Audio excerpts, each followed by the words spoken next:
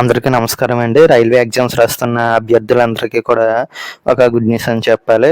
ఈ వీడియో చూస్తున్న ప్రతి ఒక్కరు కూడా ముందుగా వీడియోని అయితే లైక్ చేయండి. మీరు లైక్ చేస్తే ఇన్ఫర్మేషన్ ఎక్కువ మందికి రీచ్ అవుతుంది. లేకపోతే రీచ్ అవుతుంది కనుక లైక్ చేయండి.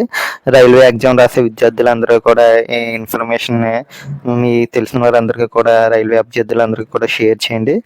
ముఖ్యంగా రైల్వే ఏఎల్పి ఎగ్జామ్ రాస్తున్నటువంటి విద్యార్థులకి ఈ నవంబర్ 25 నుంచి రైల్వేలో అసిస్టెంట్ లోకో పైలట్ నియామక రాత పరీక్షలు అనేవి జరగనున్నాయి. దీనికి సంబంధించి అడ్మిట్ కార్డులను రైల్వే శాఖ తాజాగా అయితే విడుదల చేసింది.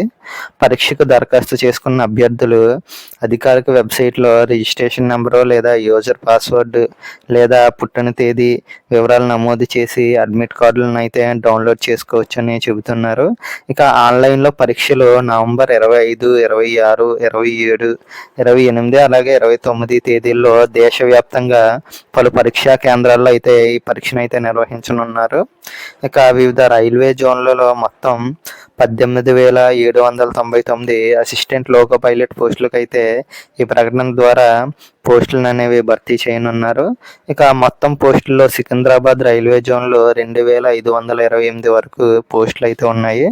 ఇక ఫస్ట్ స్టేజ్లో CBT 1 ఎగ్జామ్ కండక్ట్ చేస్తారు.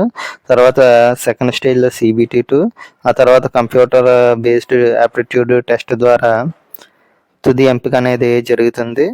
ఈ విధంగా అభ్యర్థులని ఎంపిక అనేది జరుగుతుంది.